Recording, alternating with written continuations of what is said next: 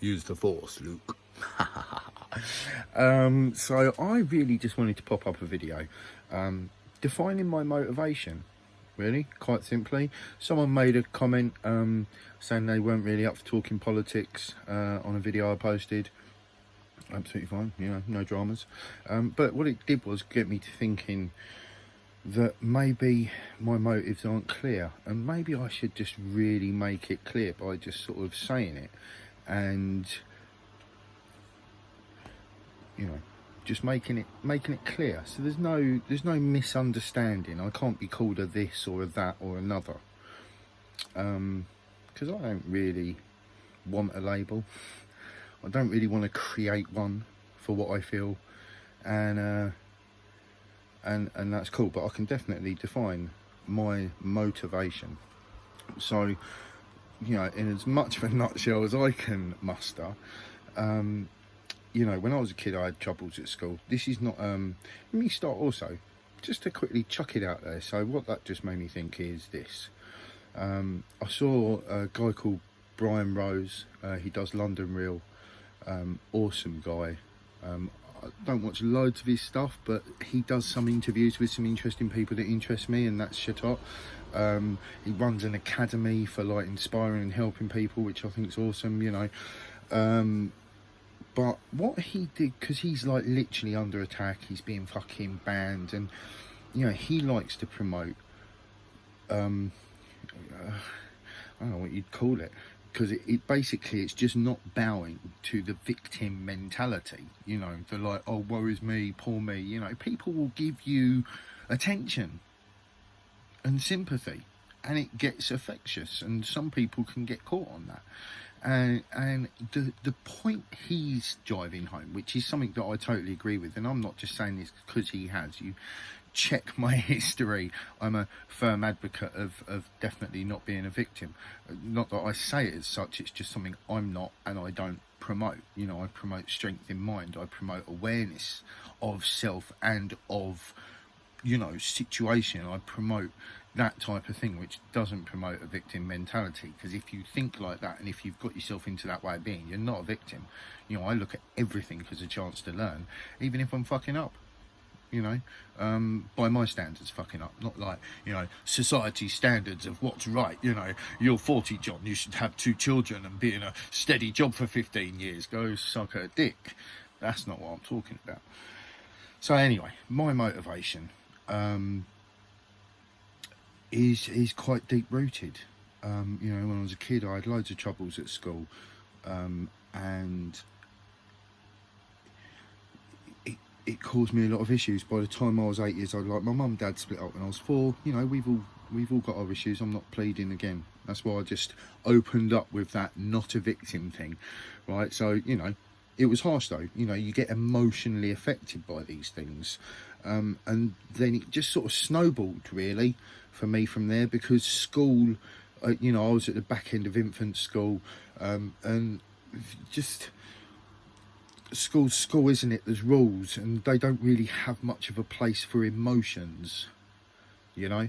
So, I mean, I didn't go into school for a couple of months, or something, after my parents broke up. Like, most of this is slight memory, but more what my mum told me was I just wouldn't leave her side. After they left, I refused to go to school.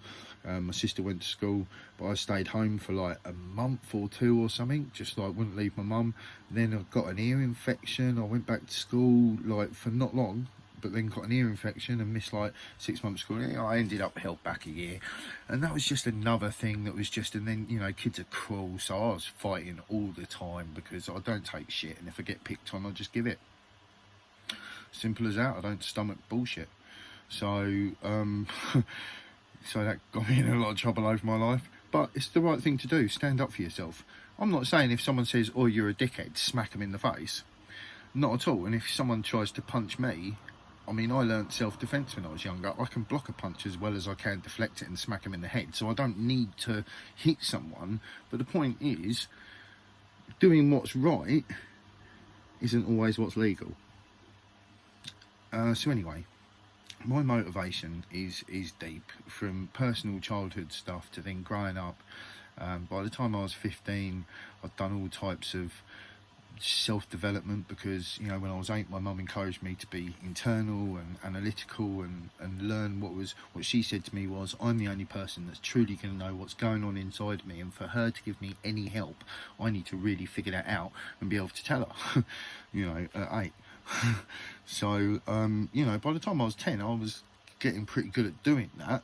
I'm not saying like this is no flawless journey. It's not just like from 8 to 15 I was on, or 8 to 17-ish, I was like doing personal development. But through them years, on and off, I was getting into personal development. I did lucid dreaming around the age of 10. That was fucking insane. Learned how to fly in my dreams, and all this shit is just, the only reason I'm telling you is because there's a large part of me that no one knows. You've never got to see it until these last few years, where when I got introduced into researching, it just re-sparked my hatred for the system, and just my, just like, nah, I can't live my life ignoring this shit. I can't do it again. I can't just turn off and like watch this head into fucking some shit, man. I mean, look, when you look at what the structure of society is, it's built in hierarchical fashion. You have to accept homelessness. Business comes first. We're not taught any emotional intelligence. We're taught quite the opposite. We're taught mental unintelligence. Because to me, intellect is not about being able to fucking read and recite. Intellect and knowledge and all that sort of like mental stimuli, to me, seems more about how much of a broad mind you've got. Can you take in opposing views? Can you grow and learn? So all of that's important when I'm talking about some serious shit, because most people I know don't know I spent many years, I said up to 17, but then from about 26 I started doing that again, because 17 to 26 I pretty much turned off. I was angry and frustrated with society and people, and when you go so internal and you become so self-aware, the actual byproduct of that is you become very aware of other people, to the point of like you can smell bullshit a mile off. If someone's making an excuse or swerving something or being lazy, like they'll tell you one thing, but you can just see and hear the other very clearly. Everyone's got that sort of like, that sixth sense, but it's very, very, very fucking powerful when you like really open it up. So it's just valid content, right? So let's just go, 26 there. I basically had been partying for 5 years after a breakup from like my first love. I lost my virginity to her and all of this sort of shit. But, she cheated on me.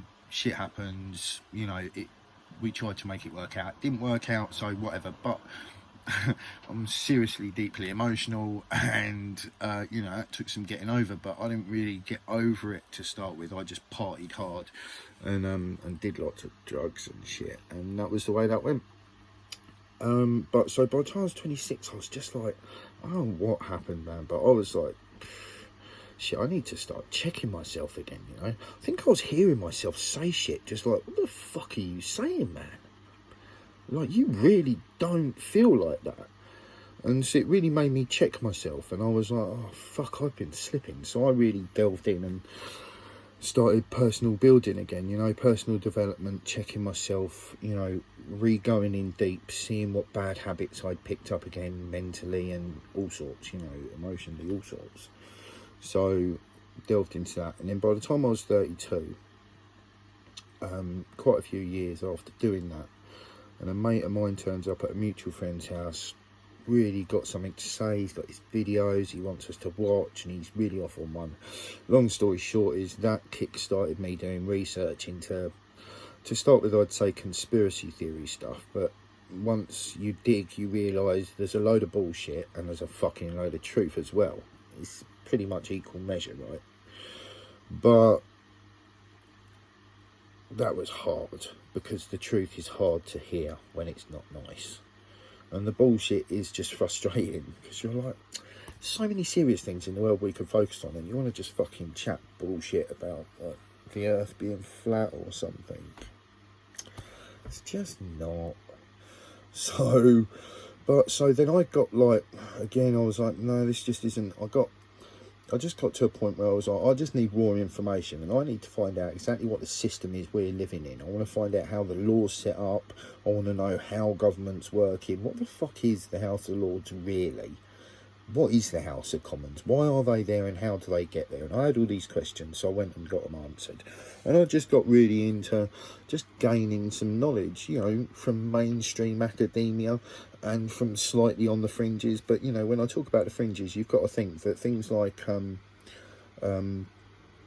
bloody hell, you know, string theory, fucking particle physics, these things were like on the fringe like 20 years ago, 30 years ago and a bit, and now it's just taught and they know way much more. So, you know, you've got to keep certain things in perspective when you're gaining information, do you know what I mean? But my point is, I then got into history because I basically ended up getting done with finding out all the information I could. I knew enough good and bad shit to fill me up. I was like, it's very clear to me, this system is fucked by design. It's not for us. We could use it, but it needs to be altered. It's as simple as that. There's alterations that need to happen to make it actually so that everyone's got not equal. There is no like, no one's born fucking equal. To me, equality comes in acceptance only. Anyway, so I got into history and the indigenous people. To try and get this in under 15 minutes, quite frankly, I feel like an affiliation.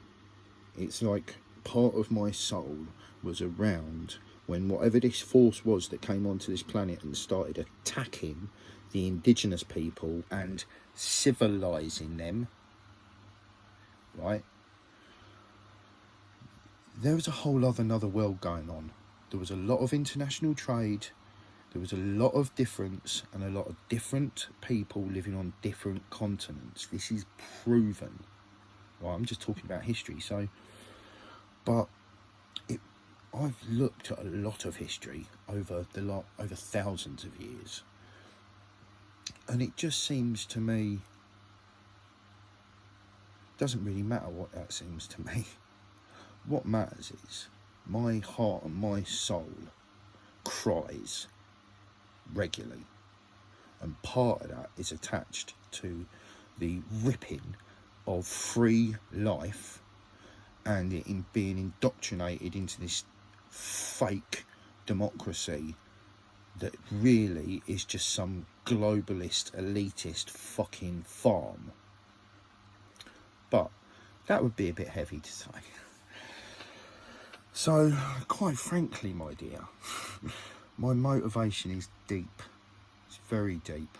It goes way deeper than anyone could imagine. I'm no one special. I'm not pleading anything. I'm just being, I want to be raw. I'm not here like an anarchist. I'm not here like a fucking activist, really. Although I'd occasionally chuck around the term psychological activist because I like it. But I don't like labels.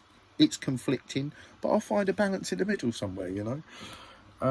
But really, you know, I don't know what we can all do, but I'm inspired by the past. If you look at the Magna Carta and how that was created and used to create our modern day law system, I feel something like that.